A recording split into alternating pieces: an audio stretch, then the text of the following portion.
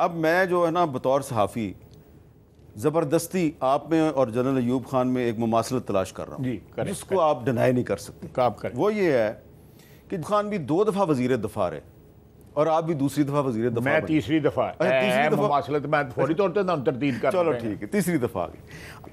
اب اس میں سوال میرا یہ ہے کہ بالکل فوجی ڈکٹیٹر جو ہے اس کی ہمیں مذمت کرنی چاہیے, اس پہ تنقید کرنی چاہیے.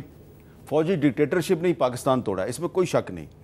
لیکن یہ فوجی ڈکٹیٹر جو ہے یہ 1958 میں یہ فوجی ڈکٹیٹر بنا, لیکن ایک مسلم لیگ کی حکومت تھی, محمد علی بوگرا اس کے وزیر اعظم تھے, اس نے اس جنرل ایوب کو 25 اکتوبر 1954 کو اپنا وزیر دفاع بنایا. تو جو سیاستدانوں کا کردار ہے اور خاص طور پہ مسلم لیگیوں کا کردار, بالکل میں آپ کے ساتھ ہوں, میں 100% آپ کے ساتھ ہوں. مجھے یہ بتائیں محمد علی بوگرا کے سیاسی کریڈینشلز کیا تھے؟ وہ ایک ٹیکنوکریٹ تھا, جس کو وہاں سے بلایا گیا تھا, واشنگٹن سے بلا کے وزیر اعظم بنا دیا گیا. اور دوسرا جناب میسا میں اور بھی ایڈ کروں, اس نے غداری کا الزام لگایا تھا شیر بنگال کے اوپر. شیر بنگال کے اس نے کلکتہ جا کے یہ بیان دیا, آپ کو پتا ہے اس بات کا؟ ہاں بالکل پتا ہے. اور اس کو انٹرویو کس کو دیا؟ میرا خیال ہے رائٹر کے اس کو, اور اس کا اور وہ غلط تھا. اور جب جنرل ایوب خان وزیر دفاع تھا تو اس وقت کا وزیر داخلہ تھا اسکندر مرزا. وزیر داخلہ اسکندر مرزا تھا. یہ سیاستدانوں نے ایکچولی یہ سیاستدان نہیں تھے جنہوں نے یہ غلطی کی ہے, یہ بیوروکریٹ سیاستدان بنے ہوئے تھے جنہوں نے غلطی کی ہے. تو پہلے جس میں چودھری محمد علی بھی شامل تھے اس گناہ کے اندر. وہ بوگرا کے بعد وہ بنے تھے وزیر اعظم, وہ بھی شامل تھے. اس میں جو ہمارے بزرگ تھے مسلم لیگ کے جو لیڈر تھے, انہوں نے غلطی یہ کی کہ پہلے انہوں نے بیوروکریٹس کو سپیس دی اور اس کے بعد جنرلوں کو سپیس دی. بالکل آپ 100% درست کہہ رہے ہیں, آپ 100% درست کر رہے ہیں. غلام اسحاق نے آخری دم تک سپیس نہیں چھوڑی, اور نامینیشن پیپر پریزیڈنٹ کے لے کے آ گیا. وہ تو بے نظیر نے گھاس نہیں ڈالا اس کو, اللہ بے نظیر کو جنت میں جگہ دے. اب خواجہ صاحب آپ کی حکومت میں بھی کچھ بیوروکریٹس اور ٹیکنوکریٹس میں ان کو کافی سپیس مل گئی ہے. میں بالکل دے لے, لیکن میں بالکل آپ کے ساتھ 100% اتفاق کرتا ہوں اس بات پہ کہ سیاستدانوں کو جہاں پہ کوئی بڑی سخت ضرورت ہو تو وہاں پہ, لیکن یہ کی پوزیشنوں کے اوپر آپ بیوروکریٹس نہیں ہونے چاہیے. جس طرح آپ نے ابھی کہا کہ منسٹر ڈیفنس اور منسٹر آف انٹیریئر 2 بیوروکریٹ لگا دیے. ایک ٹرائبل گروپ کا تھا general Iskander Mirza, major general Iskander Mirza, اور دوسرا ویسے وہ آنرری ہوتا تھا میجر جنرل کا اس کے پاس. اب میں ٹرائبل افیئرس گروپ کا تھا, یہ civil servant, he was a civil servant. ان کو گیا تھا وہ یہ جعفر از بنگال. ہاں یہ میر جعفر جو ہے یہ اس کے پڑپوتے تھے, اور ان کا جو بیٹا ہے اسکندر مرزا کا جو بیٹا ہے اس نے کتاب لکھی ہمایوں مرزا نے, اور اس میں اس نے پوری اپنا جو ہے نا ڈیٹیل بتائی ہے کہ کس طرح جو ہے وہ اس کے کتاب کا نام ہے from Plassey to Pakistan. Plassey to Pakistan, ہاں, اور وہ امریکہ میں کتاب چھپی. اچھا اب بتائیں سر کہ یہ جو میں سوال کرنے لگا ہوں اس کا لنک بھی بنتا ہے ہسٹری سے کہ 1958 میں ملک فیروز خان نون کی جو ایک بڑی کمزور حکومت تھی, اس نے گوادر کو پاکستان کا حصہ بنایا ستمبر 1958 میں, اور اکتوبر 1958 میں اسکندر مرزا اور ایوب خان نے مل کے مارشل لا لگایا اور فیروز خان نون کو نکال دیا. ٹھیک ہے جی. اب اسی گوادر کے قریب چابہار پورٹ جو ہے اس کا ایک ٹرمینل جو ہے وہ ایران نے انڈیا کے حوالے کر دیا 10 سال کے لیے. کیا اس سے پاکستان کے دفاع کو خطرہ نہیں آپ کو نظر آ رہا؟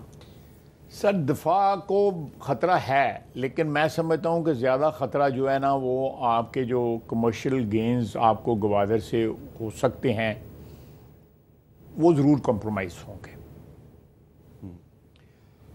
میری ایرانیوں سے اس موضوع پہ بات بھی ہوئی تھی. اچھا ہوئی ہے؟ میری بات ہوئی تھی جب میں وزیر خارجہ تھا. انہوں نے کہا تھا کہ یہ ہماری یہ پورٹ جو ہے یہ آپ کسی سٹیج پہ یہ نہ سمجھیں کہ یہ آپ کی پورٹ کو نقصان دے گی. آپ بنائیں, آپ کی پورٹ جو ہے وہ ہم سے اس پورٹ سے بہت سپیریئر پورٹ ہوگی. اور یہ جو ماؤتھ ہے گلف کا, پرشین گلف کا ماؤتھ جو ہے اس پہ واقع ہے, اس کی اسٹریٹجک پوزیشن جو ہے. لیکن اس کی ایک اور پاسبلٹی بھی ہے کہ جو راستہ روس کو چاہیے گرم پانی میں یا آنے کا وہ سیدھا کا سیدھا جو ہے نا سینٹرل ایشیا سے ہوتا ہوا یہاں پہ بھی آ سکتا ہے. اچھا. اور جو راستہ ہم دے رہے ہیں جو افغانستان کے راستے آنا تھا جو ہم نے سجیسٹ کیا ہوا ہے, لیکن اب وہ کاشغر کے راستے بھی ہمیں راستہ مل رہا ہے چائنا کا کے ذریعے جو ہے سینٹرل ایشیا کو, وہ بھی ایک آپشن جو ہے ہمارے پاس جو ہے وہ کمپرومائز ہو رہی ہے اس کی وجہ سے. لیکن اس میں ایک امیر صاحب گوادر کی پورٹ کا منصوبہ جو ہے اس کو دہائیاں ہو گئی ہوئی ہیں سٹارٹ ہوئے ہوئے. کراچی پورٹ میں ایک اندازے کے مطابق 4000 ارب سالانہ جو ہے نا اس کی کرپشن ہے. 4000 ارب. یہ سارے جو مافیا جہاں جہاں بیٹھے ہوئے ہیں, کوئی آلٹرنیٹ اگر کوئی پروجیکٹ سٹارٹ ہوتا ہے اس کو بند کروانے کی کوشش کرتے ہیں. اچھا 4000 ارب روپے کی سالانہ جو ہے, بالکل آپ ویریفائی کر لیجیے گا, ویریفائی کرنے آپ کہہ رہے ہیں کراچی کا جو مافیا ہے یہ گوادر پورٹ کو نہیں چلنے دے رہا. کیوں نہیں گوادر پورٹ کمپلیٹ ہو رہی؟ آج تک کیوں نہیں کمپلیٹ ہو رہی؟ کوئی کہیں سے اٹیک آتا ہے, کہیں دہشت گردی آتی ہے. چائنیز جو ہے وہ پورٹ کمپلیٹ کرنا چاہتے ہیں. خیر اب جون میں ایئرپورٹ بھی ان کی کمپلیٹ ہو جائے گی اور بہت سی چیزیں کمپلیٹ ہو جائیں گی.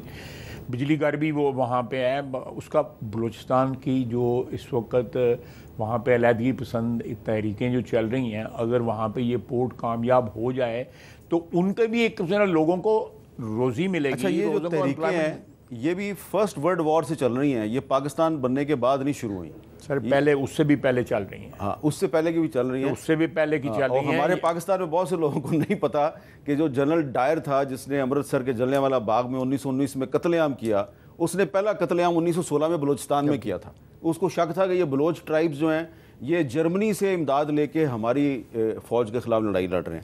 اچھا اب یہ بتائیں کہ اب پاکستان جو ہے وہ ایران کے ساتھ گیس پائپ لائن کا منصوبہ شروع کرے تو امریکہ کو اعتراض ہے. اگر انڈیا اور ایران مل کر ایک پورٹ جو ہے اس پہ 10 سال کے لیے معاہدہ کرتے ہیں, اس پہ امریکہ کو اعتراض نہیں ہے؟ آپ اس پہ دوست دشمن کی جو ہے پہچان خود کر لیں. امریکہ پھر ہمارا دوست نہیں ہے. یہ دوستوں والی ہیں باتیں تو نہیں ہیں نا. اب دوست میں ساری دنیا کہتی ہے وہ ہمارا دوست ہے, وہ بھی کہتے ہیں, ہم بھی کہتے ہیں دوست ہے, لیکن یہ دوستی والی باتیں تو نہیں ہیں نا جو آپ کا بیان کر رہے ہیں. اچھا اب آخر میں یہ بتائیں اور اس کے علاوہ جو ہے آپ فلسطین میں آ جائیں, ہاں وہ دوستوں والی باتیں ہیں.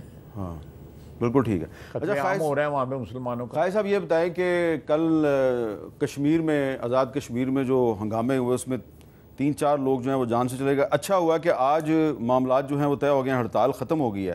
لیکن آپ نے بھی اس پہ ایک کمنٹ کیا کہ جس طرح پاکستان کا مقبوضہ کشمیر میں اثر ہے تو ہندوستان کا آزاد کشمیر میں اثر ہے. تو یہ جو آزاد کشمیر میں جو تحریک چل رہی ہے پچھلے سال سے, اس کے پیچھے سے آپ انڈیا کا ہاتھ کیسے تلاش کر رہے ہیں؟ پچھلے 2 سال سے 3 سال سے یہ مسئلہ چل رہا ہے, بلکہ 3 سال ہو گئے مسئلہ یہ چل رہا ہے. اور اس میں دیکھیں امیر صاحب, یہ آپ کو کوئی راکٹ سائنس کی ضرورت نہیں ہے اس میں کہ انہوں نے اپنے یہاں پہ انٹرسٹ جو ہے ڈیولپ کیے ہوئے ہیں, انٹیلیجنس کے بھی, ادروائز بھی وہ انویسٹمنٹ انہوں نے کی ہوئی ہے لوگوں کی. اور لازمی طور پہ وہ چاہیں گے کہ مقبوضہ کشمیر جو ہے جس کا کیپٹل سری نگر ہے اس کی طرف سے توجہ ہٹے اور ہمارا کشمیر جو ہے وہ ایک متنازع چیز بنے. اور یہ کس کا انٹرسٹ سرو ہو رہا ہے وہاں پہ جو کچھ ہو رہا ہے؟ مطالبہ جائز ہے, مجھے مطالبات سے کوئی جو ہے وہ اختلاف نہیں ہے, اور وہ مطالبے ہم نے کل حل کر دیے تھے. رات کو وہاں پہ جو کچھ ہوا اس کے پیچھے کون تھا؟ اس کے پیچھے انٹرنیٹ کا شٹ ڈاؤن تھا, کیونکہ آپ کی اطلاع جو ہے ادھر پہنچ ہی نہیں سکی, اور پھر آپ نے رینجرز میرے سامنے انسٹنٹلی جس وقت فیصلہ ہو رہا تھا ان کو ساتھ کمیونیکیٹ ہو رہا تھا. اور رینجرز کیوں بھیجی پھر آپ نے اس کے بعد؟ دیکھیں وہاں پہ 6000 ٹوٹل پولیس ہے, 15-20 ہزار کا وہاں پہ مجمع کر رہا ہے. جو پرسوں ترسوں پولیس والے کو اوپر دھکا دے کے انہوں نے مارا ہے, وہ غلط کیا نا. تو اس کے بعد جو ہے یہ خدشہ تھا اس جو پاور, وہاں پہ 4-5 پاور اسٹیشن ہیں جن کی حفاظت کے لیے وہاں پہ ایف سی بھی ہے, اور بھی یہ پیراملٹری فورسز وہاں پہ رہیں, جیسے چائنیز وہاں پہ کام کر رہے ہیں, کورینز وہاں پہ کام کر رہے ہیں, پٹرنڈ ہے اور ہے میرا کروٹ بھی ہے, کوئی اس طرح مجھے نام نہیں اس وقت ہے, 4-5 پاور اسٹیشنز ہیں. ادھر سے وہاں پہ لوگ جو ہے نا بلائے گئے کہ بھئی کنٹرول کر لیں, یہ شہر میں آ گئے ہیں اور شہر کے اوپر قبضے کا پروگرام نہ ان کا ہو کوئی اس قسم کی. اس وجہ سے یہ حادثہ ہوا ہے اور نہیں ہونا چاہیے تھا, بالکل نہیں ہونا چاہیے تھا. لیکن میں اس میں پی ٹی آئی بھی جو ہے اس پہ کیپٹلائز کرنے کی کوشش کر رہی ہے. ان کا خیال ہے کہ اس ملک میں جو ہے معاشی استحکام نہیں آنا چاہیے. چلے پی ٹی آئی کا آپ کہہ سکتے ہیں, لیکن اگر آپ انڈیا کی بات کر رہے ہیں تو پھر کشمیری جو ہیں ان کا یہ رائٹ ہے کہ آپ پھر ایویڈنس دے کہ ان کی اس موومنٹ کے پیچھے انڈیا ہے. نہیں اس میں ایلیمنٹس تو ہو سکتے ہیں. کون سے ایلیمنٹس ہو سکتے ہیں؟ ان کو آئیڈینٹیفائی کریں آپ، کون ایلیمنٹس ہیں وہ؟ نہیں میرا آپ کا خیال ہے کہ یہ بالکل کوئی پیچھے دیکھیں اس کی وجہ یہ ہے خائے صاحب کہ جب آپ ان پروٹیسٹرز کے ساتھ جا کے بات کرتے ہیں تو انہوں نے یہاں پہ جو ادھر جو بیج لگائے ہوئے ہیں وہ لگائے ہوئے ہیں مقبول بٹ کے، اس کو تو پھانسی دی انڈیا نے. ٹھیک ہے نہیں دیکھیں اس میں سارے ایلیمنٹس ہیں، اس میں نیشنلسٹ بھی ہیں. ہاں نیشنل جن کی آپ بات کر رہے ہیں وہ نیشنلسٹ ہیں نا. نیشنلسٹ بھی ہیں اور بھی ایلیمنٹ اور ہیں. نیشنلسٹ جو ہے وہ آپ کے پاکستانیوں سے زیادہ اینٹی انڈیا ہے. بالکل صحیح ہے، میں بالکل آپ کے سے اتفاق کرتا ہوں. مقبول بٹ اور دوسرے جو شہداء ہیں وہ ہم تو پھر کس وقت مسلط کا شکار ہو جاتے ہیں، وہ مسلط کا شکار نہیں ہوتے. میں بالکل آپ سے اتفاق کرتا ہوں. لیکن وہاں پہ اشتعال کے لیے اگر کوئی جس کو کیا کہتے ہیں ففتھ کالمسٹ کہتے ہیں، ففتھ کالمسٹ جو ہے وہاں پہ انفلٹریٹ کر جائیں تو یہ کوئی آپ کا رائٹ ہے، آپ کا بلکہ میں سمجھتا ہوں responsibility as defence minister of Pakistan کہ اگر کوئی ففتھ کالمسٹ ہے آپ اس کو آئیڈینٹیفائی کریں ٹھیک ہے اور اس کے خلاف مقدمہ چلائیں. بالکل ٹھیک ہے. میں آپ کی بات جو ہے اس کو تسلیم کرتا ہوں. گزارش ہے آپ سے. نہیں میں تسلیم کرتا ہوں، آپ حکم کر سکتے ہیں.